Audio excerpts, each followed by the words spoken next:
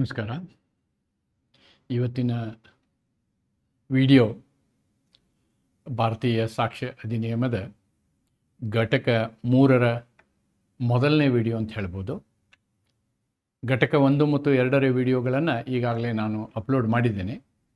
ಆದರೆ ರಿಲೆವೆಂಟ್ ಫ್ಯಾಕ್ಟ್ಸ್ನ ಸಮಂಜಸ ತಥ್ಯದ ಕೊನೆಯ video. This is about relevant facts. V are talking about still relevant facts, part 2 of BSA. Part 2 of BSA. Actually, we are dealing with part 2 in BSA. Part 2 in BSA and the last portion. ಒಬ್ಬ ವ್ಯಕ್ತಿಯ ಚರಿತ್ರೆ ಅಥವಾ ಅವನ ನಡತೆ ಒಂದು ಸಮಂಜಸ ತಥ್ಯವಾಗಬಹುದೇ ಅಂತಕ್ಕಂಥದ್ದು. So we are discussing on that point today. So then the relevant fact chapter will be over, which was from section 4 to 50.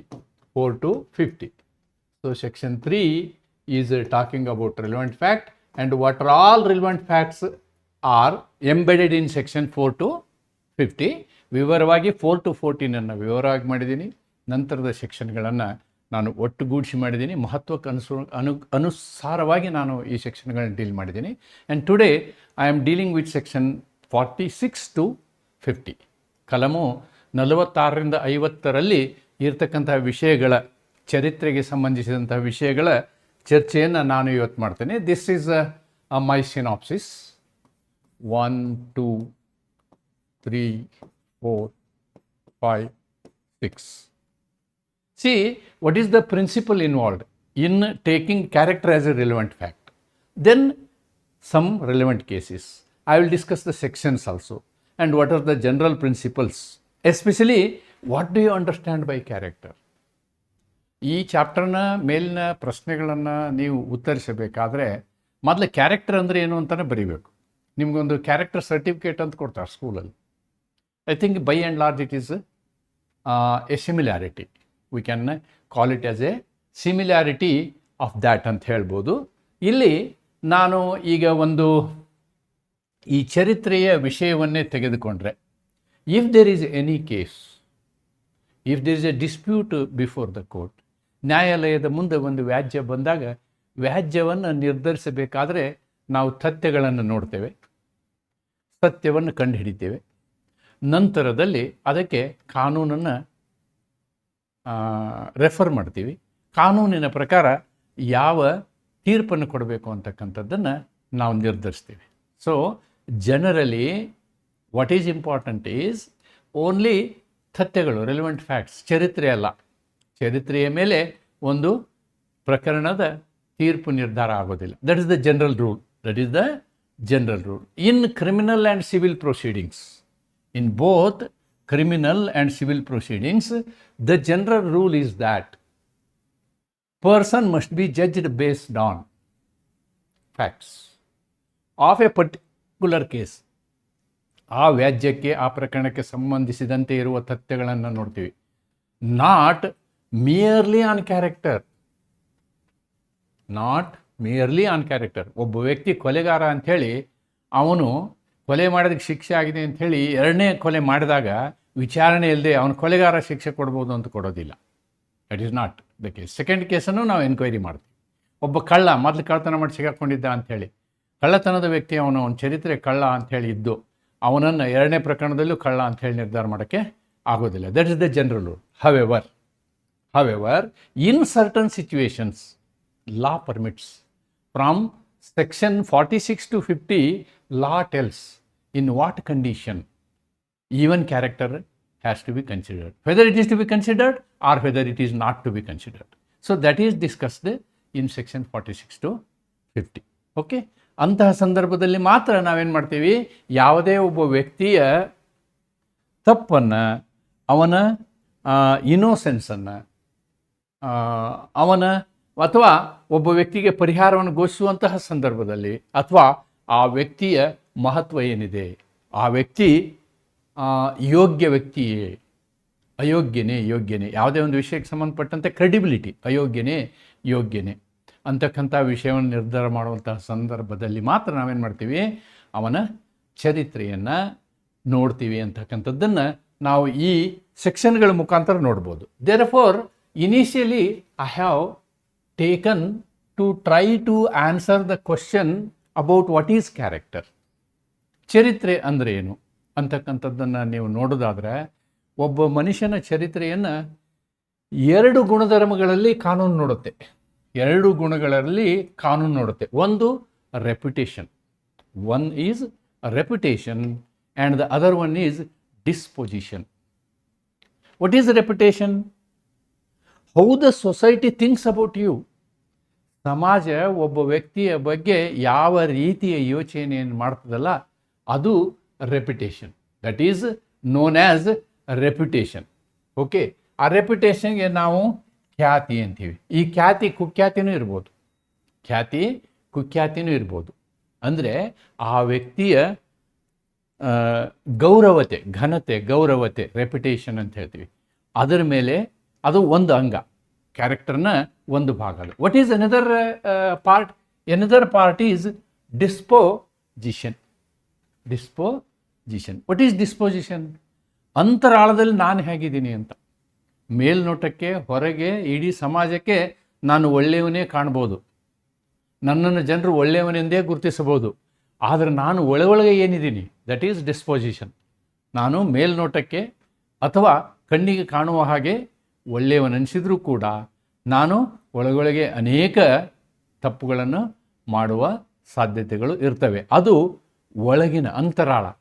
Disposition talks about the inner personality and the reputation talks about the outer personality. Personality looked by the society.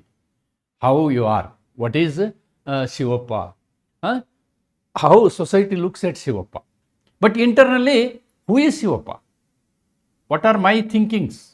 My bad thinkings, my worst thinkings, my good thinkings. All those are dispositions. Okay, of a person. ಇವೆಲ್ಲವನ್ನು ಏನು ಮಾಡ್ತದೆ? Society ಗುರುತಿಸಿ ಅವನ ಚರಿತ್ರೆಯನ್ನು ಹೇಳ್ತದೆ. Therefore, character means reputation in society, moral disposition, previous conduct and behaviour. ಈ ಎಲ್ಲ ಅಂಶಗಳನ್ನು ಅದು ಒಳಗೊಂಡಿರ್ತದೆ ಅಂತ ಹೇಳ್ಬೋದು. Logically 2 things are there. However we can, ಒಂದು ಕಾನೂನು ಈ 3 ಅಂಶವನ್ನು ನೋಡುತ್ತೆ. All the 3 the law will look at ಅನ್ನೋದನ್ನು ನೀವು ಕ್ಯಾರೆಕ್ಟರ್ ಬಗ್ಗೆ ಫಸ್ಟ್ ಅರ್ಥ ಮಾಡ್ಕೊಳ್ಬೇಕು. As an introduction you can write that. Therefore the general principle, what I have told in the introduction, character evidence is generally irrelevant. Character evidence is generally irrelevant. ಇದನ್ನು ನಾವು ಸಾಕ್ಷ್ಯ ಎಂದು ಸಾಮಾನ್ಯವಾಗಿ ತೆಗೆದುಕೊಳ್ಳಲಾಗುವುದಿಲ್ಲ. ಯಾಕೆ ಅಂದರೆ a person may commit an act inconsistent with character. ಅವನು ಒಳ್ಳೆಯವನೇ ಇರ್ಬೋದು, ಆದರೂ ಅವನು ತಪ್ಪು ಮಾಡಬಾರ್ದು ಅಂತ ಎಲ್ಲಿದೆ? ಮಾಡುವ ಸಾಧ್ಯತೆ ಇದೆ. ಅವನು ಒಳ್ಳೆಯವನು ಅಂತ ಹೇಳಿ ಅಂದ ತಕ್ಷಣ ಅವನು ತಪ್ಪೇ ಮಾಡಿಲ್ಲ ಅಂತ ಹೇಳೋಕ್ಕಾಗಲ್ಲ. The court should decide the case based on fact in issue. Ultimately, what is important is this FII, fact in issue. ವಿವಾದಿತ ಪ್ರಶ್ನೆ ಏನು ಅನ್ನುವುದರ ಮೇಲೆ ಕೋರ್ಟ್ ಡಿಸೈಡ್ ಮಾಡಬೇಕೆ ಹೊರತು ಅವನು ಒಳ್ಳೆಯ ಕುಟುಂಬದಿಂದ ಬಂದಿದ್ದಾನೆ, ಅವನು ಒಳ್ಳೆಯವನಿದ್ದಾನೆ, ಅವನು ರಾಜನ ಮಗ ಇದ್ದಾನೆ, ಅವನು ಮಂತ್ರಿಯ ಮಗ ಇದ್ದಾನೆ, ಆದ್ದರಿಂದ ಅವನಿಗೆ ತಪ್ಪು ಮಾಡಿಲ್ಲ ಅಂಥೇಳಿ ಆ ರೀತಿಯಾದಂತಹ ಭಾವನೆಯನ್ನು ಇಟ್ಕೊಳ್ಳಿಕ್ಕೆ ಆಗೋದಿಲ್ಲ. Character evidence may prejudice the court. ಅಕಸ್ಮಾತು ಮೇನ್ ಎವಿಡೆನ್ಸನ್ನು, ಕ್ಯಾರೆಕ್ಟರ್ ಎವಿಡೆನ್ಸನ್ನು ಬೇಸಿಸ್ ಮೇಲೇ ನಾವೇನಾದರೂ ನ್ಯಾಯ ಕೊಡುವುದಾದರೆ ನ್ಯಾಯವೇ ಅನ್ಯಾಯವಾಗುತ್ತೆ. ಅದು ನ್ಯಾಯವನ್ನು ಪೂರೈಸುವಲ್ಲಿ ತೀರ್ಪು ಬರಲಿಕ್ಕಿಲ್ಲ. ಆದ್ದರಿಂದ as A general rule character is not considered. As A general rule character is not considered. However, these are our sections. Section 46 to 50 of the Bharatiya Sakshya Adhiniyam deal with character in both civil and criminal cases. ಅಪರಾಧಿಕ ಮತ್ತು ದಿವಾನಿ ಪ್ರಕರಣಗಳೆರಡರಲ್ಲೂ ಈ ಒಂದು ಚರಿತ್ರೆಯ ವಿಷಯವನ್ನು ನಾವು ಇಲ್ಲಿ ನೋಡ್ತೇವೆ. We are going to look at them ಅನ್ನೋದನ್ನು ನೀವು ತಿಳ್ಕೋಬೇಕು. This is section 46. Before going to section 46, I will go to the code first. Let us see the code. Here the heading you see. Character when relevant. Character when relevant. Character when relevant. Section 46. Section 46 character and relevant. In civil cases, character to prove conduct imputed irrelevant. ಒಬ್ಬ ವ್ಯಕ್ತಿಯ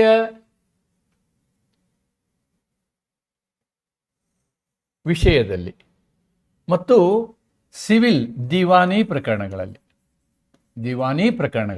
so first section deals with only civil cases, not criminal. Section 46 deals with only civil cases. Right. What it says, cases. In civil cases, the fact that the character of a person concerned is as such as to render probable or improbable any conduct imputed to him is irrelevant. ನೋಡಿ, civil ಪ್ರಕರಣಗಳಲ್ಲಿ ಒಬ್ಬ ವ್ಯಕ್ತಿಯ ಕ್ಯಾರೆಕ್ಟರನ್ನು ನಾವು ಗಮನಿಸಿ ಶಿಕ್ಷೆಯನ್ನು ಕೊಡುವುದಿಲ್ಲ. ಆದರೆ there is a exception for this. What is the exception? In so far as character appears from fact otherwise relevant. If the character itself is a issue, ಆ ವ್ಯಕ್ತಿಯ ನಡತೆಯೇ FII ಆಗಿದ್ದರೆ, ಆ ವ್ಯಕ್ತಿಯ ನಡತೆಯ ಬಗ್ಗೆಯೇ ಪ್ರಕರಣ ಇದ್ದರೆ, ಆವಾಗ ನಾವು ಸಿವಿಲ್ ಪ್ರಕರಣದಲ್ಲಿ ಅವನ ನಡತೆಯನ್ನು ಗಮನಿಸ್ತೀವಿ. ಆದರೆ ಫ್ಯಾಕ್ಟ್ ಇನ್ ಇಶ್ಯೂ ನಡತೆ ಅಲ್ಲದ ಸಂದರ್ಭದಲ್ಲಿ ಅಥವಾ ಅವನ ಚರಿತ್ರೆ ಅಲ್ಲದ ಸಂದರ್ಭದಲ್ಲಿ ನಾವು ಯಾವುದೇ ಕಾರಣಕ್ಕೂ ಅವನ ಚರಿತ್ರೆಯ ವಿಷಯವನ್ನು, ಕ್ಯಾರೆಕ್ಟರ್ ವಿಷಯವನ್ನು ಸಮಂಜಸ ತಥ್ಯವಾಗಿ ತೆಗೆದುಕೊಳ್ಳುವುದಿಲ್ಲ. ಯಾಕೆಂದರೆ ಅದು ನಮ್ಮ ಸಿವಿಲ್ ಪ್ರಕರಣದ ಮೇಲೆ ಅದು ದುಷ್ಪರಿಣಾಮವನ್ನು ಬೀರ್ತದೆ. ಅದನ್ನು ತೆಗೆದುಕೊಳ್ಳಿಕ್ಕೆ ಆಗೋದಿಲ್ಲ ಅನ್ನೋದನ್ನು ಸೆಕ್ಷನ್ 46 ಹೇಳುತ್ತೆ. The same section 46 notes I have given here. In civil cases, the fact that the character of a person concerned is as such to render probable or improbable to any conduct imputed to him is irrelevant. ನೋಡಿ, ದಿವಾನಿ ಪ್ರಕರಣದಲ್ಲಿ ವ್ಯಕ್ತಿಯ ಚರಿತ್ರೆ, ಅವನ ಮೇಲೆ ಆರೋಪಿಸಲಾದ ವರ್ತನೆ ಅಥವಾ ಸಂಭವನೀಯ ಅಥವಾ ಅಸಂಭವನೀಯವಾಗುತ್ತದೆ ಎಂಬ ಕಾರಣಕ್ಕೆ ಅದು ಸಂಬಂಧಿತವಾಗುವುದಿಲ್ಲ. ಒಂದು ವೇಳೆ ಕ್ಯಾರೆಕ್ಟರ್ನ ಮನಸ್ಸಿನಲ್ಲಿಟ್ಟುಕೊಂಡು ಜಡ್ಜ್ಮೆಂಟ್ ಕೊಡೋದಾದರೆ ಆ ತೀರ್ಪಿನ ಮೇಲೆ ಅದು ದುಷ್ಪರಿಣಾಮವನ್ನು ಬೀರುತ್ತದೆ. ಐದರ್ ಇಟ್ ಮೇ ರೆಂಡರ್ ಪ್ರಾಬೆಬಲ್, ಅವನು ಒಳ್ಳೆಯವನು ಅಂತ ಇಟ್ಕೊಂಡು ಜಡ್ಜ್ಮೆಂಟ್ ಕೊಡೋದಾದರೆ ಅಲ್ಲಿ ಫ್ಯಾಕ್ಟ್ಗಳಿಗೆ ಮಹತ್ವ ಇರೋದಿಲ್ಲ, ಜಡ್ಜ್ಮೆಂಟು ತಪ್ಪಾಗ್ಬೋದು.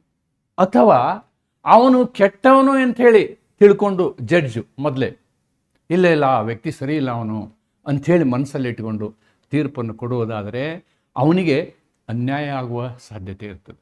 ಆದ್ದರಿಂದ ನಾವು ಅದನ್ನು ಕನ್ಸಿಡರ್ ಮಾಡೋದಿಲ್ಲ. It is irrelevant. ನೋಡಿ, character evidence is generally not admissible in civil proceedings because civil liability depends on these factors, rights and obligations. ಯಾವುದೇ ಒಂದು ದಿವಾನಿ ಪ್ರಕರಣದಲ್ಲಿ ವಿಲ್ ಸಿ ಯುಬಿಜಸ್ ಇಬಿ ರೆಮಿಡಿಯಮ್, ಅಲ್ಲಿ ರೈಟ್ಸ್ ಇರಬೇಕು, then you will get remedy. ಅದನ್ನು ಬಿಟ್ಟು ಕ್ಯಾರೆಕ್ಟರ್ ಬಗ್ಗೆ ನಾವು ಮಾತನಾಡುವ ಅವಶ್ಯಕತೆ ಇಲ್ಲ ಯಾವುದರಲ್ಲಿ, ದಿವಾನಿ ಪ್ರಕರಣಗಳಲ್ಲಿ, ಸಿವಿಲ್ ಪ್ರಕರಣಗಳಲ್ಲಿ ಅನ್ನೋದನ್ನು ಸೆಕ್ಷನ್ 46 ಹೇಳುತ್ತೆ. ನೀವೊಂದು ಎಕ್ಸಾಂಪಲ್ನೇ ತೆಗೆದುಕೊಂಡ್ರೆ, simple example I have taken, shoes B for breach of contract. What is to be proved here? Whether he has breached, whether breach happened. ಇಲ್ಲಿ ಕರಾರಿನ ಉಲ್ಲಂಘನೆಯಾಗಿದೆಯೇ ಇಷ್ಟೇ ಇಂಪಾರ್ಟೆಂಟೇ ಹೊತ್ತು ಬೇರೆ ಏನಲ್ಲ. ಕರಾರಿನ ಉಲ್ಲಂಘನೆ ಆಗಿದೆಯೇ, ಅವನ ಕ್ಯಾರೆಕ್ಟರ್ ಹೆಂಗಿದೆ ಹಿಂಗಿದೆ ಅನ್ನುವಂಥದ್ದು ಇಶ್ಯೂ ಅಲ್ಲ. Judge will see this only, nothing else. B cannot prove he is honest man. ಆದರೆ ಬಿ ಬಂದು ಕೋರ್ಟ್ ಬಂದು, ಸ್ವಾಮಿ ನಾನು ತುಂಬ ಆನೆಸ್ಟ್ ಮನುಷ್ಯ ಸ್ವಾಮಿ, ಪ್ರಾಮಾಣಿಕ ಸ್ವಾಮಿ, ಆದ್ದರಿಂದ ನೀವು ಮೆರಿಟ್ಗೆ ಹೋಗಬೇಡಿ, ನಾನು ಬ್ರೀಚ್ ಮಾಡಿಲ್ಲ ಅಂತ ಜಜ್ಮೆಂಟ್ ಕೊಟ್ಬಿಡಿ ಅಂತ. ಹಂಗೆ ಕೊಡೋಕ್ಕಾಗಲ್ಲ. Show that he would never breach the contract. ಆದ್ದರಿಂದ ಸಿವಿಲ್ ಪ್ರಕರಣಗಳಲ್ಲಿ ನಾವೇನು ಮಾಡ್ತೀವಿ, generally we will not take character as a evidence, ಚರಿತ್ರೆಯನ್ನು ಒಂದು ಸಾಕ್ಷ್ಯವಾಗಿ ತೆಗೆದುಕೊಳ್ಳೋದಿಲ್ಲ. ಆದರೆ ಬಟ್ ಅಂತಿದೆ ನೋಡಿ, ಆದರೆ ಇಲ್ಲೇನಿದೆ, there is a except This except is here. This except is here. Exception to section 46. Where the character itself is directly in issue, it becomes relevant. ಈಗ ಕೋರ್ಟಿಗೆ ಕೇಸ್ ಹಾಕ್ತೀವಿ ನಾವು, A files a suit on B on defamation. ಇದು ಕ್ಯಾರೆಕ್ಟರ್ಗೆ ಸಂಬಂಧಪಟ್ಟಂಥದ್ದು. ಅಂಥ ವಿಷಯದಲ್ಲಿ ಕ್ಯಾರೆಕ್ಟರ್ನ ನಾವೇನು ಮಾಡ್ತೀವಿ, ಗಮನಿಸ್ತೀವಿ ಅನ್ನೋದನ್ನು ನೀವು ಡಿಫಮೇಷನ್ ಕೇಸಲ್ಲಿ, ಚೈಲ್ಡ್ ಕಸ್ಟಡಿ ಮ್ಯಾಟರ್ಸಲ್ಲಿ, ಡೈವರ್ಸ್ ಮ್ಯಾಟರ್ಸಲ್ಲಿ ಕ್ಯಾರೆಕ್ಟರು ಗಮನಕ್ಕೆ ಬರುತ್ತೆ. For example, I am applying or A is applying for divorce. A is applying for divorce with B. B is involved in adultery. B is involved in adultery. ಇಲ್ಲಿ B ಹೆಂಡತಿ ವ್ಯಭಿಚಾರದಲ್ಲಿ ತೊಡಗಿದ್ದಾಳೆ ಅಂದರೆ, so this is about character of A wife. Character of A wife and character of A wife it self is in issue. Character of A wife it self is in issue. ಅಂತಹ ಸಂದರ್ಭದಲ್ಲಿ ನಾವೇನು ಮಾಡ್ತೀವಿ, ಕ್ಯಾರೆಕ್ಟರ್ನ relevant fact ಅಂತ ತೊಗೊಳ್ತೀವಿ ಅನ್ನೋದನ್ನು ಕೂಡ section 46 ಹೇಳುತ್ತೆ. ಕಲಂ 46 ಅದನ್ನು ಹೇಳುತ್ತೆ. So both are there. ಅದೇ ವಿವಾದಿತ ವಿಷಯವಾದರೆ, ಚರಿತ್ರೆಯೇ ವಿವಾದಿತ ವಿಷಯವಾದರೆ it is relevant. In all other cases ಅದು ದಿವಾನಿ ಪ್ರಕರಣ ಇದ್ದರೆ ಅದು ರಿಲಿವೆಂಟ್ ಅಲ್ಲ ಅನ್ನೋದನ್ನು ಸೆಕ್ಷನ್ 46 ನಮ್ಗೆ ಹೇಳಿಕೊಡುತ್ತೆ. Right. Now section 47. What section 47 talks about? It is in criminal cases. ನೋಡಿ, section 6 talks about civil cases. Section 7 talks about criminal cases. In criminal cases good character is considered. Good character is relevant. ನೆನ್ಪಿಟ್ಕೊಳ್ಳಿ, normally in criminal cases good character is relevant. In criminal proceedings, the previous good character of the person is relevant. First time accused ಅಂತಾರೆ. First time accused ಅಂದರೆ ಮೊದಲನೇ ಸಲ ಅವನು ಅಪರಾಧಿಯಾಗಿ court ಮುಂದೆ ಬಂದಿರ್ತಾನೆ. ಆವಾಗ court ಅವನ ಬಗ್ಗೆ ಸಿಂಪತಿ ತೋರಿಸ್ತದೆ. ಮೊದಲನೇ ಸಲ ಅವನು ಅಪರಾಧಿಯಾಗಿದ್ದಾನೆ, ಇನ್ಮೇಲೆ ತಪ್ಪು ಮಾಡಬಾರ್ದು ಇವನು ಅನ್ನೋ ಒಂದು ಹಿನ್ನೆಲೆಯನ್ನು ನ್ಯಾಯಾಲಯ ಇಟ್ಕೊಂಡಿರ್ತದೆ. ಅದಕ್ಕೆ ಅಂಥ ವಿಷಯದಲ್ಲಿ ಅವನ ಹಿನ್ನಡತೆಯನ್ನು ನೋಡಬೇಕಾಗ್ತದೆ, ಚರಿತ್ರೆಯನ್ನು ನೋಡಬೇಕಾಗ್ತದೆ. ಅಪರಾಧಿಕ ಪ್ರಕರಣಗಳಲ್ಲಿ ಆರೋಪಿಯ ವ್ಯಕ್ತಿಯ ಒಳ್ಳೆಯ ಹಿಂದಿನ ಒಳ್ಳೆಯ ನಡತೆಯನ್ನು ಒಳ್ಳೆಯ ಚರಿತ್ರೆ ಸಂಬಂಧಿತವಾಗುತ್ತದೆ. ಯಾಕೆ? ಒಬ್ಬ ಒಳ್ಳೆಯ ವ್ಯಕ್ತಿ ಸಮಾಜಕ್ಕೆ ಅಪರಾಧಿಕ ತಪ್ಪುಗಳನ್ನ ಮಾಡಲಾರ ಅಂತಕ್ಕಂಥ ಪ್ರಿನ್ಸಿಪಲ್ ಮೇಲೆ ನಾವು ಇದನ್ನು ಭಾವಿಸ್ತೀವಿ. The law presumes that a person of good character is less likely to commit an offense. However, this is a weak evidence. ಅಂತ ಹೇಳ್ತೀವಿ ನಾವು. ಯಾಕೆ ಅಂತಂದರೆ, ಯಾವ ವ್ಯಕ್ತಿ ಒಳ್ಳೆಯ ಚರಿತ್ರೆಯನ್ನು ಇಟ್ಕೊಂಡಿರುವಂಥವನು ಅವನು ಕ್ರಿಮಿನಲ್ ಅಫೆನ್ಸ್ ಮಾಡಲೇಬಾರ್ದ ಅಥವಾ ಮಾಡದೇ ಇರೋಕ್ಕೆ ಸಾಧ್ಯನಾ? ಒಂದು ವೇಳೆ ಅತಿ ಸ್ಟ್ರಾಂಗ್ ಎವಿಡೆನ್ಸ್ ಇದೆ ಅವನ ಮೇಲೆ, ಅವನು ತಪ್ಪು ಮಾಡಿದ್ದಾನೆ ಅಂಥೇಳಿ, ಆವಾಗ ಕ್ಯಾರೆಕ್ಟರ್ ವಿಲ್ ನಾಟ್ ಪ್ಲೇ ಅನ್ನೋದನ್ನು ಸುಪ್ರೀಂ ಕೋರ್ಟು ಅನಲೈಸ್ ಮಾಡಿದ್ದಾವೆ. They have analyse. See nature of evidence under section 47. Evidence may be given regarding general reputation, social standing, moral conduct. ಈ ಎವಿಡೆನ್ಸ್ ಕೊಡ್ಬೋದು ನೀವು, ಬಟ್ ಇವು ಕೊಟ್ಟಂತಹ ಎವಿಡೆನ್ಸನ್ನು ಕೋರ್ಟು ಅನುಮತಿಸ್ತದೆ. Admissibility is a question. Court ಇದನ್ನು ಅಕ್ಸೆಪ್ಟೇ ಮಾಡಬೇಕಂತೇನಿಲ್ಲ. It's not hard and fast rule. ಯಾಕೆ ಅಂತಂದರೆ ಆ ಕೋರ್ಟಿನ ಟ್ರಯಲ್ ಮೇಲೆ ಹೋಗ್ತವೆ ಅವು. ಓಕೆ, ಇಲಸ್ಟ್ರೇಷನ್ ನೋಡಿ. A is charged with theft. ಎಯನ್ನು ಕಳ್ಳತನದ ಆಪಾದನೆಗಾಗಿ ಅವನನ್ನು ಅಪರಾಧಿಯನ್ನು ಮಾಡಲಾಗಿದೆ. Evidence showing that A was known as honest and law avoiding citizen is relevant. ನೋಡಿ, ಅವನು ಏನೋ ಯಾವ ಕಾರಣಕ್ಕೆ ಮಾಡಿದಾನೋ ಗೊತ್ತಿಲ್ಲ, ಬಟ್ ಆದರೆ ಅವನು ಭಾಳ ಒಳ್ಳೆ ಮನುಷ್ಯ ಅಂತಕ್ಕಂಥದ್ದನ್ನು, ಗುಡ್ ಕ್ಯಾರೆಕ್ಟರ್ ಅಲೋನ್. ಆದರೆ ಇದು ಒಂದನ್ನು ನಾವು ತೆಗೆದುಕೊಳ್ಳೋಕ್ಕಾಗಲ್ಲ, ಇದನ್ನು ಒಂದನ್ನು. But it may create A reasonable doubt. ಕೆಲವೊಂದು ಈ ಪ್ರಾಸಿಕ್ಯೂಷನ್ ಸಂದರ್ಭದಲ್ಲಿ ಏನಾಗುತ್ತೆ ಅಂತಂದರೆ, ಎವಿಡೆನ್ಸ್ಗಳನ್ನ ಹಿಂಗೆ ಕೊಡ್ತಾ ಹೋಗ್ತಾರಲ್ಲ, ಡಿಫೆನ್ಸು ಎವಿಡೆನ್ಸ್ ಕೊಡ್ತಾರೆ, ಸ್ಟೇಟು ಎವಿಡೆನ್ಸ್ ಕೊಡ್ತಾರೆ, ಪ್ರಾಸಿಕ್ಯೂಷನ್ ಎವಿಡೆನ್ಸ್ ಕೊಡ್ತದೆ. ಆದರೆ ನಿರ್ಧಾರ ಮಾಡಲಿಕ್ಕೆ ಜಡ್ಜ್ಗೆ ಇದು ಸರಿನಾ ಅಂತ ಹೇಳೋಕ್ಕಾಗಲ್ಲ. There is always benefit of doubt ಅಂತೀವಿ ನಾವು. ಅದಕ್ಕೆ ಏನಂತೀವಿ, let 100 culprits be set free but one innocent should not be punished ಅನ್ನುವಂಥ ಪ್ರಿನ್ಸಿಪಲ್ನ ನಾವಿಲ್ಲಿ ಅಪ್ಲೈ ಮಾಡ್ತೀವಿ ಈ ವಿಷಯದಲ್ಲಿ ಅಂತಕ್ಕಂಥದ್ದನ್ನು ನಾವು ನೋಡ್ಬೋದು. ಅದಕ್ಕೆ I have taken this historic case law, Bhagwan Swaroop Lal versus state of Maharashtra 1965 case. ಈ ಪ್ರಕರಣದಲ್ಲಿ ಹೇಳಿದಂತಹ ಈ ತತ್ವವನ್ನು ನೋಡಬೇಕು. ಇಲ್ಲಿ they have used the doctrine of border line. Doctrine of border line ಅಂದರೆ ಎಲ್ಲ ಟ್ರಯಲ್ ಮುಗಿದಿದೆ, ಜಡ್ಜ್ ತೀರ್ಪು ಕೊಡಬೇಕು. ಜಡ್ಜ್ಗೆ ನಿರ್ಧಾರ ಮಾಡೋಕ್ಕಾಗ್ತಾ ಇಲ್ಲ, ಇವನು ಅಪರಾಧಿನೋ ಅಪರಾಧಿ ಅಲ್ವೋ. ಅಂತಹ ಸಂದರ್ಭದಲ್ಲಿ ಮಾತ್ರ ನಿಮ್ಮ ಚರಿತ್ರೆ ಏನಾಗ್ತದೆ, ಹೆಲ್ಪಿಗೆ ಬರ್ತದೆ ಅನ್ನೋದು ಬಹಳ ಮುಖ್ಯ. ನೋಡಿ, ದ ಪ್ರಿನ್ಸಿಪಲ್ ಎಸ್ಟಾಬ್ಲಿಷ್ಡ್, ಈ ಒಂದು ವಿಷಯದಲ್ಲಿ ಸಾಬೀತಾದ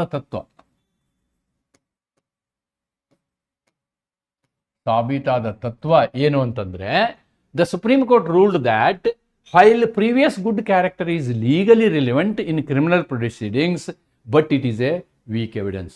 ಇದೊಂದು ಏನು, ಅಸಬಲ ಸಾಕ್ಷ್ಯ. It is not a conclusive evidence. It is not a conclusive evidence. It is a relevant fact. It is a relevant fact but cannot be conclusive evidence. The court held that good character evidence cannot overweigh positive and direct evidence. So there is a direct evidence. Direct evidence proved adre is proved, then your character evidence is failing. Character evidence will not work. Character evidence it is just neglected. Overweight positive. However, it serves two critical structural purposes of a trial. ಒಂದು ಟ್ರಯಲ್ನಲ್ಲಿ ಎರಡು ವಿಷಯದ ಮೇಲೆ ಈ character evidence ನಿಲ್ತದೆ ಅಂತ ನೋಡಿ. ಒಂದೇನು, when there is a doubtful case, whether he is culprit or not, ಅನ್ನುವ ಡೌಟ್ ಇದ್ದಾಗ, okay, tilt the balance. Character evidence ಏನಾಗುತ್ತೆ, ಅವನ ಕಡೆ ಜಜ್ಮೆಂಟನ್ನು ವಾಲಿಸ್ತದೆ. It provides a legal background or the context to help the trial judge to appreciate how a person of such status would naturally react in a given circumstances. ಈ ಒಂದು ಸಂದರ್ಭದಲ್ಲಿ ಯಾವ ರೀತಿ ಆ ವ್ಯಕ್ತಿಯ ಚರಿತ್ರೆಯ ಪರಿಣಾಮ ಜಡ್ಜ್ ಮೇಲೆ ಬೀಳ್ತದೆ ಅಂತಕ್ಕಂಥದ್ದು. ಅಂದರೆ ಬಾರ್ಡರ್ ಲೈನಲ್ಲಿ ಡೌಟ್ಫುಲ್ ಕೇಸಲ್ಲಿ ಚಾರಿತ್ರ್ಯದ ಸಾಕ್ಷ್ಯ ಆರೋಪಿಗೆ ಸಹಾಯವನ್ನು ಮಾಡ್ತದೆ, but it is not A strong evidence ಅನ್ನೋದನ್ನು ನಾವಿಲ್ಲಿ ಈ ಪರ್ಟಿಕ್ಯುಲರ್ ಸೆಕ್ಷನ್ 47ನಲ್ಲಿ ನೀವು ಅರ್ಥೈಸ್ಕೊಳ್ಬೇಕು. ಓಕೆ, ಅದನ್ನು ಕನ್ನಡದಲ್ಲಿ ಬರೆದಿದ್ದೀನಿ. I have written it in Kannada. Yes, section 47 ಒಂದ್ಸಲ ನೀವು ಬೇರೆ ಆ್ಯಕ್ಟ್ ನೋಡಿಬಿಡಿ. In criminal proceedings the fact that the person accused of is a good character is relevant. ಇಷ್ಟೇ ಕೊಟ್ಟಿದ್ದಾರೆ ಅಲ್ಲಿ. ಬಟ್ ಎಲ್ಲ ಗುಡ್ ಕ್ಯಾರೆಕ್ಟರ್ ನೀವು ಡೈರೆಕ್ಟ್ ಎವಿಡೆನ್ಸ್ ಇದ್ದು, CCTV ಫುಟೇಜ್ ಇದ್ದು, ಅವನು 10 ಸಲ ಚಾಕು ಹಾಕಿದ್ದು, ಓಕೆ, ಆವಾಗ ಅವನು ಒಳ್ಳೆ ಕ್ಯಾರೆಕ್ಟರು, ಅವ್ನು ಮರ್ಡರ್ ಮಾಡಿದಾನೆ ಬಿಟ್ಟು ಬಿಡಿ ಅಂತ ಹೇಳೋಕ್ಕಾಗಲ್ಲ. No, that is not permitted, right? So courts have evolved this section 47 and the relevant case is this Bhagwan Swaroop case.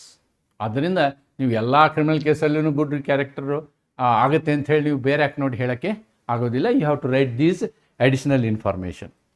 Right, now I am coming to section 48. Section 48 is evidence of criminal only. 47 also criminal, 48 also criminal, and this is relating to sexual offense. This is related to sexual offense. ಲೈಂಗಿಕ ಅಪರಾಧಗಳಿಗೆ ಸಂಬಂಧಪಟ್ಟಂತಹ ವಿಷಯದಲ್ಲಿ ಇರತಕ್ಕಂತಹ ಪ್ರಾವಧಾನ section 48. ನಾನು section 48 ಒಂದ್ಸಲ ನಿಮಗೆ ಬೇರೆ ಆ್ಯಕ್ಟ್ನ ತೋರಿಸ್ಬಿಡ್ತೀನಿ. ಐ ವಿಲ್ ಶೋ ದ ಬೇರೆ act because here so many things are written, so many BNS sections are written here, so many BNS sections are written here. Therefore here we have to see section 48, evidence of character of previous sexual experience. ನೋಡಿ, ಹಿಂದಿನ ಲೈಂಗಿಕ ಅನುಭವಗಳು, they are not relevant particularly for proving consent. ನೋಡಿ, sexual ಅಫೆನ್ಸಸಲ್ಲಿ basic concept is this: the sex should be consensual. If it is consensual, it is not offence. If a sexual intercourse is consensual, ಒಂದು ಲೈಂಗಿಕ ಕ್ರಿಯೆ ಒಮ್ಮತದಿಂದ ಆಗಿದ್ದರೆ ಅದು ಅಪರಾಧ ಅಲ್ಲ. However, if the girl is below 18 years, even consensual sex is also offence. This is the law. ಅವೆಲ್ಲ ಬೇರೆ ರೀತಿಯ ಎಲ್ಲ ರೇಪ್ ಪ್ರಕರಣಗಳನ್ನು ನಾವು ಈ ಸೆಕ್ಷನ್ಗಳಲ್ಲಿ ನೋಡ್ತೀವಿ. ಇವೆಲ್ಲ BNSಗೆ ಸಂಬಂಧಪಟ್ಟಂತಹ section. All these sections are of BNS, ಭಾರತೀಯ ಸಾಕ್ಷ್ಯ ಅಧಿನಿಯಮದಲ್ಲಿರ್ತಕ್ಕಂಥ ಈ ಎಲ್ಲ ಸೆಕ್ಷನ್. ಇವೆಲ್ಲವುಗಳ ಬದಲು ನಾವೇನು ಅನ್ನೋದು ಸೆಕ್ಷುವಲ್ ಹ್ಯಾರಾಸ್ಮೆಂಟ್ ಕೇಸ್ ಅಂತ ಹೇಳ್ಬೋದು. Okay. Or for attempt to commit any such offence where the question of consent is in issue. Where the question of consent, ಅನುಮತಿ, ಆ ಮಹಿಳೆಯ ಅನುಮತಿ. ನಾರ್ಮಲಿ ಏನಾಗುತ್ತೆ ಅಂದರೆ ಕ್ವಾಲಿಟಿ ಆಫ್ ಕನ್ಸೆಂಟ್ ಅಂತಲೂ ಕೋರ್ಟಲ್ಲಿ ಚರ್ಚೆ ಆಗುತ್ತೆ. ಕ್ವಾಲಿಟಿ ಆಫ್ ಕನ್ಸೆಂಟ್ ಅಂತ ಯಾಕೆ ಹೇಳ್ತೀವಿ ನಾವು ಅಂದರೆ, ಈ ವರ್ಕ್ ಪ್ಲೇಸಲ್ಲಿ ಅಥವಾ ಬೇರೆ ಬೇರೆ ಸಂದರ್ಭದಲ್ಲಿ, ಸ್ಟೂಡೆಂಟ್ ವಿಷಯದಲ್ಲಿ, ಓಕೆ, ಏನಾಗುತ್ತೆ, ಅವರು ಅಂಡು ಅಡ್ವಾಂಟೇಜ್ ತೋರಿಸ್ತಾರೆ. ಆವಾಗ ಅಲ್ಲಿ ನಿಮಗೆ ಕನ್ಸೆಂಟ್ ಸಿಕ್ಕಿರುತ್ತೆ. ವರ್ಕ್ ಪ್ಲೇಸಲ್ಲಿ ನಿನಗೆ ಪ್ರಮೋಷನ್ ಕೊಡ್ತೀನಿ ಅಂತ, ಅಥವಾ ಸ್ಕೂಲ್ಗಳಲ್ಲಿ ನಿನಗೆ ಜಾಸ್ತಿ ಮಾರ್ಕ್ಸ್ ಕೊಡ್ತೀನಿ ಅಂತ. They are not the qualified consent. ಅದಕ್ಕೆ ಆ ಅನುಮತಿಯ ವಿಷಯದ ಪ್ರಶ್ನೆ ಬಂದಾಗ evidence of the character of the victim. ನೋಡಿ, evidence of the character of the victim. ಇಲ್ಲಿ ಯಾರು ಆ ಒಂದು ಸೆಕ್ಸುವಲ್ ಹರಾಸ್ಮೆಂಟ್ಗೆ ಒಳಗಾಗಿರ್ತಾರೋ ಅಂತಹ ವ್ಯಕ್ತಿ. Okay. Of such persons previous sexual experience. ಅಂತಹ ಸಂದರ್ಭದಲ್ಲಿ ಅಪರಾಧಿ ಏನು ಮಾಡ್ಬೋದು, ಇಲ್ಲ ಅವಳು ವೇಶ್ಯಾಗಿದ್ಲು, ಅವಳು ಹ್ಯಾಬಿಚುಯಲಿ ಇಂಥ ಕೆಲಸಗಳನ್ನು ಮಾಡ್ತಿದ್ಲು, ಅವಳಿಗೆ ಈ ಥರದ ಚಟ ಇತ್ತು ಅಂಥೇಳಿ ಹೇಳುವಂತಹ ಕ್ಯಾರೆಕ್ಟರ್ ಇದೆಯಲ್ಲ, ದ್ಯಾಟ್ ಈಸ್ ನಾಟ್ ರಿಲೆವೆಂಟ್ ಅಂತ ಹೇಳುತ್ತೆ ಈ ಕಾನೂನು. Okay. Experience with any person shall not be relevant. ಯಾವುದೇ ಕಾರಣಕ್ಕೂ ಅದನ್ನು ಸಮಂಜಸ ಸಾಕ್ಷ್ಯ ಎಂದು ತೆಗೆದುಕೊಳ್ಳಲು ಸಾಧ್ಯವಿಲ್ಲ. Okay. Issue of such consent are the quality of consent. ಯಾವುದನ್ನು ಒಂದು ವೇಳೆ ಕನ್ಸೆಂಟ್ ಕೊಟ್ಟಿದ್ರೂ ಕೂಡ ಆ ಕ್ವಾಲಿಟಿ ಆಫ್ ಕನ್ಸೆಂಟ್ ಏನಿದೆಯಲ್ಲ ಅದು ಹೇಗಿರಬೇಕು ಅಂತಂದರೆ, ಇಲ್ಲಿ ಈ ಒಂದು ಆಧಾರದ ಮೇಲೆ, ಈ ಒಂದು ಏನು ಆ ವ್ಯಕ್ತಿಯ ಹಿಂದಿನ ಲೈಂಗಿಕ ನಡೆಗಳ ಬಗ್ಗೆ, ಚರಿತ್ರೆಯ ಬಗ್ಗೆ, ಅದನ್ನು ರಿಲೆವೆಂಟ್ ಫ್ಯಾಕ್ಟ್ ಅಂತ ಕೋರ್ಟ್ ಮುಂದೆ ತರಲಿಕ್ಕಾಗೋದಿಲ್ಲ ಅಂದರೆ court will not accept it ಅನ್ನೋದು ಸೆಕ್ಷನ್ 48ನ ಅರ್ಥ. That is the meaning of it, right? In prosecution for certain sexual offenses, the evidence of victims' general immoral character or previous sexual experience is not relevant to prove the consent. ಇಲ್ಲೇನಾಗುತ್ತೆ, sexual harassment ಕೇಸಲ್ಲಿ ಅಪರಾಧಿ first ತಗೊಳ್ಳೋದೇ ಆ stand, ನಾವು ಕನ್ಸೆನ್ಸಸ್ಸಲ್ಲಿ sex ಮಾಡಿದ್ವಿ ಅಂತ, ಒಪ್ಪಿಗೆ ಮೇಲೆ ಮಾಡಿದ್ವಿ ಅಂತ. ಆವಾಗ ಅದು ಆಗೋದಿಲ್ಲ. ಆ ಹಳೆಯ ನಡತೆ ಆಧಾರವನ್ನು ಇಟ್ಕೊಂಡು ಮಾಡೋಕ್ಕಾಗಲ್ಲ. This is because to protect the victim. This is because to protect the dignity and privacy of the victim. ನೋಡಿ, ಎಷ್ಟೋ ಸಂದರ್ಭದಲ್ಲಿ ಏನಾಗುತ್ತೆ ಅಂತಂದರೆ all these humiliating cross examinations ಮಾಡ್ತಾರೆ. ಅದನ್ನು ಅವಾಯ್ಡ್ ಮಾಡೋದಕ್ಕೋಸ್ಕರ ದಿಸ್ ಲಾ ಈಸ್ ಗಿವನ್. ಅವಳ ಹಳೆಯ ಚರಿತ್ರೆಯ ಬಗ್ಗೆ ನೀವು ಪ್ರಶ್ನೆನೇ ಕೇಳೋ ಹಾಗಿಲ್ಲ. You are not suppose to ask single question about that ಅನ್ನೋದನ್ನು ಈ ಸೆಕ್ಷನ್ನು ಹೇಳುತ್ತೆ. ಓಕೆ. ಸೊ ಇಲ್ಲಿ ಒಂದು ಕೇಸ್ ಕೊಟ್ಟಿದ್ದೀನಿ ನಾನು. The court held that the character of the prosecutrix is immaterial in sexual offence cases. ನೋಡಿ, ಇಲ್ಲಿ ಈ ಪ್ರಕರಣದಲ್ಲಿ ಕೋರ್ಟ್ ಕ್ಲಿಯರ್ ಆಗಿ ಹೇಳಿದೆ, ಆ ಹೆಣ್ಣು ಮಗಳ ಚರಿತ್ರೆ ಸಂಬಂಧವೇ ಇಲ್ಲ. Because section 48 says that. Section 48 they supported section 48. ಇಲ್ಲೊಂದು ಕೇಸ್ ಇದೆ, Tukaram versus state of Maharashtra case. The case led to reforms. ಈ ರೇಪ್ ಕೇಸಲ್ಲಿ ಏನು ಕೇಳಬೇಕು ಏನು ಕೇಳಬಾರ್ದು ಅನ್ನೋದ್ರ ಬಗ್ಗೆ ಇನ್ನೂ ಹೆಚ್ಚಿನ ಏನು ಸುಧಾರಣೆಗಳನ್ನು ಮಾಡಲಾಯಿತು ಅನ್ನೋದನ್ನು ನಾವು ಈ ಪ್ರಕರಣದಲ್ಲಿ ಹೇಳ್ತೀವಿ. That is Mathura case. That is the name of the girl. Pseudo name is given. Then section 49 ನೋಡಿ. ಸೆಕ್ಷನ್ 47 ಏನು ಹೇಳುತ್ತೆ? Good character is relevant. In criminal cases good character is relevant. ಇಲ್ಲಿ ನಾವೇನು ಮಾಡ್ತೀವಿ? We are talking about bad character.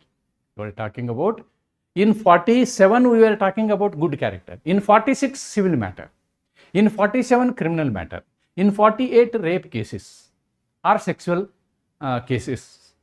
47 ನಲ್ಲಿ good character is relevant ಅಂತ ಹೇಳಿದ್ವಿ, but it is a weak evidence. But bad character also sometimes become relevant in criminal cases. Bad character also sometimes become relevant in criminal cases ಅನ್ನೋದನ್ನು section 49 ನೋಡೋದ್ರ ಮೂಲಕ ಹೇಳ್ಬೋದು ನಾವು. Evidence of bad character becomes relevant only after evidence of good character. ನೋಡಿ, ಅದಕ್ಕೆ first bare act ನೋಡಿಬಿಡೋಣ. Let us see the bare act. Section 49. Section 49. See, previous bad character not relevant accept in reply. Except in reply. ಒಂದು criminal ಅಪರಾಧಿಕ ಪ್ರೊಸೀಡಿಂಗ್ಸ್ನಲ್ಲಿ, in criminal proceedings, the fact that the accused has a bad character is irrelevant. ನೋಡಿ, ಅಪರಾಧಿಕ ಪ್ರಕರಣದಲ್ಲಿ ಒಬ್ಬ ವ್ಯಕ್ತಿ ಒಳ್ಳೆಯವನು ಅಂಥೇಳಿ ನಾವು ಸ್ಟ್ಯಾಂಡ್ ತೊಗೋಬೋದು. That is A relevant fact. ಒಳ್ಳೆಯವನು, ಅವನು ಒಳ್ಳೆಯ ಚರಿತ್ರೆಯ ಬಗ್ಗೆ ನೀವು ಸಾಕ್ಷ್ಯವನ್ನು ಕೊಡ್ಬೋದು. ಆದರೆ ಅವನ ಕೆಟ್ಟ ಚರಿತ್ರೆಯ ಬಗ್ಗೆ ಸಾಕ್ಷ್ಯ ಕೊಡಲು ಆಗುವುದಿಲ್ಲ. ಆದರೆ ಅಲ್ಲಿ ಏನು ಮಾಡ್ತಾನೆ ಅಂದರೆ, ಅಕ್ಯೂಸ್ಡ್ ನಿಮ್ಗೆ ಗೇಟ್ ಓಪನ್ ಮಾಡಿಕೊಡ್ತಾನೆ, ಅವಾಗ ತೊಗೋಬೋದು. ಅಕ್ಯೂಸ್ಡ್ ನಿಮ್ಗೆ ಏನು ಮಾಡ್ತಾನೆ? ಗೇಟ್ ಓಪನ್ ಮಾಡಿಕೊಡ್ತಾನೆ. What is that gate? Unless evidence has been given that he has a good character. ಅವನು ಕೋರ್ಟ್ ಮುಂದೆ ಹೇಳ್ತಾನೆ, ಸ್ವಾಮಿ ನಾನು ಒಳ್ಳೆಯ ವ್ಯಕ್ತಿ, ಒಳ್ಳೆಯ ಕ್ಯಾರೆಕ್ಟರ್ ಇರೋ ವ್ಯಕ್ತಿ. ಅವನು ಒಳ್ಳೆಯ ಕ್ಯಾರೆಕ್ಟರ್ ಇರೋ ವ್ಯಕ್ತಿ ಅಂತ ಹೇಳಿದರೆ ಅವನು ಕೆಟ್ಟವನು ಅನ್ನೋದು ನೀವು ಸಾಕ್ಷ್ಯ ಕೊಡಬೇಕು. That's it. The state can give the evidence that he is a bad person. ಯಾವಾಗ ಅವನು ನಾನು ಒಳ್ಳೆಯವನು ಅಂತ ಪ್ರೂವ್ ಮಾಡೋಕ್ಕೆ ಬಂದಾಗ, ಆರೋಪಿ ಒಳ್ಳೆಯವನು ಎಂದು ಪ್ರೂವ್ ಮಾಡಲು ಬಂದಾಗ ನೀವು ಅವನ ಕೆಟ್ಟ ಕೃತ್ಯಗಳನ್ನು ಬೆಳಕಿಗೆ ಅಥವಾ ಕೆಟ್ಟ ಚರಿತ್ರೆಯನ್ನು ನೀವು ಬೆಳಕಿಗೆ ತರಬಹುದು. ಇದಕ್ಕೆ ಎಕ್ಸ್ಪ್ಲನೇಷನ್ ಇದೆ. The section does not apply to cases in which bad character of a person is fact in issue. If the fact in issue is itself a bad character, itself about bad character, ಆವಾಗ ತೊಂದರೆ ಇಲ್ಲ. ಆವಾಗ ನೀವು direct evidence ತರ್ಬೋದು bad character ಬಗ್ಗೆ. Okay, then a previous conviction is relevant as evidence of bad character. ನೋಡಿ, ಇಲ್ಲಿ explanation 2 ಏನು ಹೇಳುತ್ತೆ? ಎಲ್ಲಿಯವರೆಗೆ ನೀವು ಅವನು ಮಾಡಿದಂತಹ ಪ್ರಚಲಿತ ಅಪರಾಧದ ಬಗ್ಗೆ ಮಾತಾಡ್ತಾ ಇರ್ತೀರೋ ಅಲ್ಲಿಯವರೆಗೆ ಅವನ ಹಳೆಯ ಕನ್ವಿಕ್ಷನ್ ಇದೆಯಲ್ಲ, ಅವನ ಹಳೆಯ ಚರಿತ್ರೆಯಿಂದ ನೀವು ತರೋದು ಬೇಕಾಗಿಲ್ಲ. ಆದರೆ ಈ ಕನ್ವಿಕ್ಷನ್ನು ಕೂಡ ಬ್ಯಾಡ್ ಕ್ಯಾರೆಕ್ಟರ್ನ ಪಾರ್ಟು ಅನ್ನೋದನ್ನು ಎಕ್ಸ್ಪ್ಲನೇಷನ್ 2 ಹೇಳುತ್ತೆ. ಎಕ್ಸ್ಪ್ಲನೇಷನ್ 2ದ ಅರ್ಥ ಇಷ್ಟೇ: ಕನ್ವಿಕ್ಟ್, ಒಬ್ಬ ವ್ಯಕ್ತಿಗೆ ಶಿಕ್ಷೆ ಆಗಿತ್ತು ಅಂದರೆ ಅದು ಕ್ಯಾರೆಕ್ಟರ್ ಲಿಸ್ಟಲ್ಲಿ ಬರುತ್ತೋ ಇಲ್ಲೋ ಅನ್ನೋ ಸಂಶಯವನ್ನು ಎಕ್ಸ್ಪ್ಲನೇಷನ್ 2 ಕ್ಲಿಯರ್ ಮಾಡುತ್ತೆ. That's it. ಅದರ್ವೈಸ್ ಬ್ಯಾಡ್ ಕ್ಯಾರೆಕ್ಟರ್ನ ಅವನು ಏನು ಗುಡ್ ಕ್ಯಾರೆಕ್ಟರ್ ಅಂತ ಹೇಳ್ತಾನೋ ಅದಕ್ಕೆ ವಿರುದ್ಧವಾದಂಥ ಬ್ಯಾಡ್ ಕ್ಯಾರೆಕ್ಟರ್ನ ನೀವು ತರಬಹುದು ಅನ್ನೋದನ್ನು ಸೆಕ್ಷನ್ 49 ನಿಮ್ಮ ಗಮನಕ್ಕೆ ತರುತ್ತೆ. Evidence for bad character becomes relevant only after evidence of good character has been given. ಆರೋಪಿ ನಾನು ಒಳ್ಳೆಯವನು ಅಂತ ಹೇಳಿದರೆ ಆವಾಗ ನೀವು ಪ್ರಾಸಿಕ್ಯೂಷನ್ ಏನು ಮಾಡ್ಬೋದು? ಅವನ ಕೆಟ್ಟ ಚರಿತ್ರೆಯನ್ನು ಬೆಳಕಿಗೆ ತರಬಹುದು. When the accused introduces evidence of good character, the prosecution gets the right to rebut the good character by providing evidences of bad character. Okay, previous convictions ಅದನ್ನೇ ಅಲ್ಲಿ ಬರ್ದಿನಲ್ಲಿ ಎಕ್ಸ್ಪ್ಲನೇಷನ್ಗೆ ಸಂಬಂಧಪಟ್ಟಂತೆ ಇದನ್ನು ಇಲ್ಲಿ ಬರ್ದಿದ್ದೀನಿ ನಾನು. That's it. ದೆನ್ ಅದಕ್ಕೊಂದು ಉದಾಹರಣೆ. A accused of cheating adduces evidence that he is honest. Then the prosecution show previous convictions. ಅವನು honest ಅಂತ ಹೇಳ್ತಾನೆ, ಹಿಂದೆ ಮೋಸ ಮಾಡಿದ ಘಟನೆಗಳನ್ನು ಪ್ರಾಸಿಕ್ಯೂಷನ್ ಅವನ ಮುಂದೆ ತರ್ತದೆ. Right? Then section 50. Section 50 is regarding assessment of damages. Is regarding assessment of damages. ಇದು ಒಂದು ಪ್ರಕರಣದ ಟ್ರಯಲ್ ನಡೆಯುವಂತಹ ಸಂದರ್ಭದಲ್ಲಲ್ಲ. ಟ್ರಯಲ್ ನಡೆಯುವಂತಹ ಸಂದರ್ಭದಲ್ಲಿ rights and obligations are ultimately determined. ಒಮ್ಮೆ ಬಾಧ್ಯತೆ ಇದೆ ಅಂತಕ್ಕಂಥ ಪ್ರಶ್ನೆ ಬಂದಾಗ, when obligation is proved, obligation is proved, ಇಲ್ಲಿಯವರೆಗೆ ಕ್ಯಾರೆಕ್ಟರು ಪಿಕ್ಚರಿಗೆ ಬರೋದಿಲ್ಲ. This is also for civil case, and even for criminal case, even for common ಅಂತ ಹೇಳ್ಬೋದು ನಾವು. ಏನು ಆಬ್ಲಿಗೇಷನ್ನು ಇಲ್ಲಿ? ಫಾರ್ ಎಕ್ಸಾಂಪಲ್, ಪ್ರಜ್ವಲ್ ರೇವಣ್ಣ ಅವರಿಗೆ ಈಗ ಜೈಲು ಶಿಕ್ಷೆ ಆಗಿದೆ. ಅಷ್ಟೇ ಅಲ್ಲ, ಇಂತಿಷ್ಟು ಕಾಂಪೆನ್ಸೇಷನ್ನ ಇಂಥ ಮಹಿಳೆಗೆ ಕೊಡಬೇಕು ಅಂತಲೂ ಆಗಿದೆ. ಓಕೆ, ಆ ಕಾಂಪೆನ್ಸೇಷನ್ ಕೊಡುವಂಥದ್ದು ಅಂತಹ ಸಂದರ್ಭದಲ್ಲಿ, ಅಥವಾ ದಿವಾನಿ ಪ್ರಕರಣಗಳಲ್ಲಿ ನೀವು ಕಾಂಪೆನ್ಸೇಷನ್ ಅಥವಾ ಡ್ಯಾಮೇಜಸ್ ಕೊಡುವಂತಹ ಸಂದರ್ಭದಲ್ಲಿ ಆ ವ್ಯಕ್ತಿಯ ಚರಿತ್ರೆಯನ್ನು ನೀವು ಸಿವಿಲ್ ಇರಲಿ ಕ್ರಿಮಿನಲ್ ಇರಲಿ ನೀವೇನು ಮಾಡ್ಬೋದು, ಗಮನಿಸಬಹುದು ಅಂತಕ್ಕಂಥದ್ದನ್ನು ಹೇಳುತ್ತೀನಿ. Okay, especially in civil I think the law may save only about ಕ್ರಿಮಿನಲ್ನಲ್ಲಿ ವಿಕ್ಟಿಮಾಲಜಿಲಿ ಬರ್ತದೆ compensation theory. Okay, let me see I think better will first see this section 50 also. We will see section 50 also. Yes. Character as affecting damages.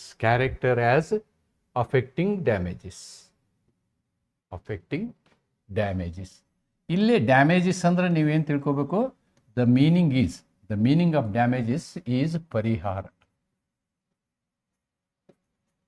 ಪರಿಹಾರ ಅಂತಕ್ಕಂಥ ಅರ್ಥ ಇದೆ damage ಅಂತ. In civil cases, yes I am sorry, you have to take it only to civil cases. ಯಾಕಂದರೆ criminal ಕೇಸಸಲ್ಲೂ ಇತ್ತಿತ್ತಲಾಗಿ ನಾವೇನು ಮಾಡ್ತೀವಿ, ಕಾಂಪೆನ್ಸೇಷನ್ ಕೊಡ್ತೀವಿ, but that compensation is based on BNS provision. Okay. In civil cases, the fact that the character of any person is as to affect the amount of damages,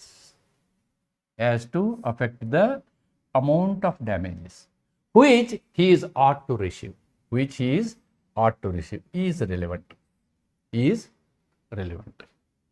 For example, maintenance ಕೊಡಬೇಕು, divorce ಪ್ರಕರಣದಲ್ಲಿ maintenance ಕೊಡಬೇಕು. ಅವನು ಒಬ್ಬ ಕೂಲಿ ಮಾಡುವಂತಹ ವ್ಯಕ್ತಿ, so ಅದು ಅವನ ಚಾರಿತ್ರ್ಯ. ಆವಾಗ ಅವನ ಇನ್ಕಮ್ಮಿನ ಅನುಗುಣವಾಗಿ ಅಲ್ಲಿ ಮೇಂಟೆನೆನ್ಸ್ ಕೊಡಲಾಗುತ್ತೆ. ಅದೇ ಆ ವ್ಯಕ್ತಿ ಒಬ್ಬ ಫಿಲ್ಮ್ ಆ್ಯಕ್ಟರ್ ಆಗಿದ್ದರೆ ಇಲ್ಲಿ ಪರಿಹಾರ ಅಥವಾ ಮೇಂಟೆನೆನ್ಸ್ ಕೊಡೋದು ಎಷ್ಟಿರ್ತದೆ, ತಿಂಗಳಿಗೆ 5,000 10,000 ಆದರೆ ಅಲ್ಲಿ ಅದು ಲಕ್ಷಗಟ್ಟಲೆ ಆಗ್ಬೋದು. So it depends on there character. Simple example right. ಇಲ್ಲಿ ಎಕ್ಸ್ಪ್ಲನೇಷನ್ ಕೊಟ್ಟಿದ್ದಾರೆ. In this section 46, 47 and 49, the word character includes both reputation and disposition, but except as provided in section 49, evidence may be given only of general reputation and general disposition, and not of a particular act by which reputation and disposition has been shown. Actually, ಕ್ಯಾರೆಕ್ಟರ್ನ define ಮಾಡುತ್ತೆ ಇದು. ಕ್ಯಾರೆಕ್ಟರ್ನ define ಮಾಡುವಂಥ section ಇದು, ಆದರೆ ಇಲ್ಲಿ 46, 47, 49ನಲ್ಲಿ ಹೇಳಿ. 46 ಏನು, civil case. 47 criminal case. 49 again what is 49?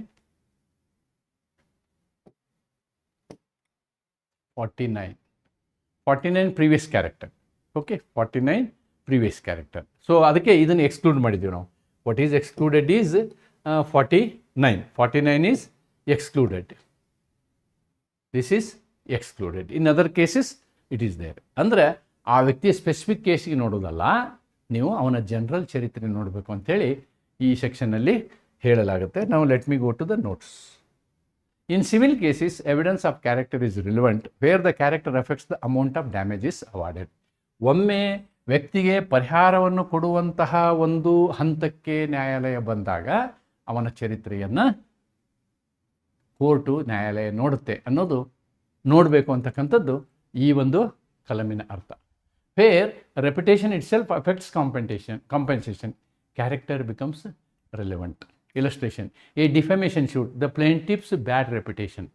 ನೋಡಿ, ನೀವೊಂದು ಮಾನಹಾನಿ ಕಟ್ಲೆ ಹಾಕಿರ್ತಾನೆ ಅಂತ ಇಟ್ಕೊಳ್ಳಿ, ಆ ಪ್ಲೇಂಟಿಪ್ನ ಚರಿತ್ರೆಯೂ ಸರಿ ಇರೋದಿಲ್ಲ ಅಂದರೆ ಅವನಿಗೆ ಮಾನಕ್ಕೆ ಎಷ್ಟು ದುಡ್ಡು ಕೊಡಬೇಕು, ಅದು ರೆಲಿವೆಂಟ್ ಅಂತಕ್ಕಂಥದ್ದನ್ನು ಇಲ್ಲಿ ನಾವು ಇಲಸ್ಟ್ರೇಷನ್ ಮಾಡಿರುವಂಥದ್ದು. ಸಿಂಪಲ್ ಲಾಜಿಕಲ್ ಥಿಂಕಿಂಗ್ ಇದರಲ್ಲಿ. Character is not relevant to decide liability. That's what I have told. Case ನಡೆಯುವಂತಹ ಸಂದರ್ಭದಲ್ಲಿ ಲಯಬಿಲಿಟಿ ಆಗಿದೆಯೋ ಇಲ್ಲೋ ಅಂತ ನೋಡೋದಕ್ಕೆ ಕ್ಯಾರೆಕ್ಟರ್ ನೋಡೋದಿಲ್ಲ. ಆಮೇಲೆ ಏನು ಮಾಡ್ತೀವಿ ನಾವು, ಒಮ್ಮೆ ಲಯಬಿಲಿಟಿ ಹಿ ಈಸ್ ಲಯಬಲ್ ಅಂದಮೇಲೆ ಕ್ವಾಂಟಮ್ ಆಫ್ ಲಯಬಿಲಿಟಿ ಎಷ್ಟು ಪರಿಹಾರ ಕೊಡಬೇಕು ಅನ್ನುವುದಕ್ಕೆ ಮಾತ್ರ ಈ ಸೆಕ್ಷನ್ 50 ಅಪ್ಲೈ ಆಗುತ್ತೆ.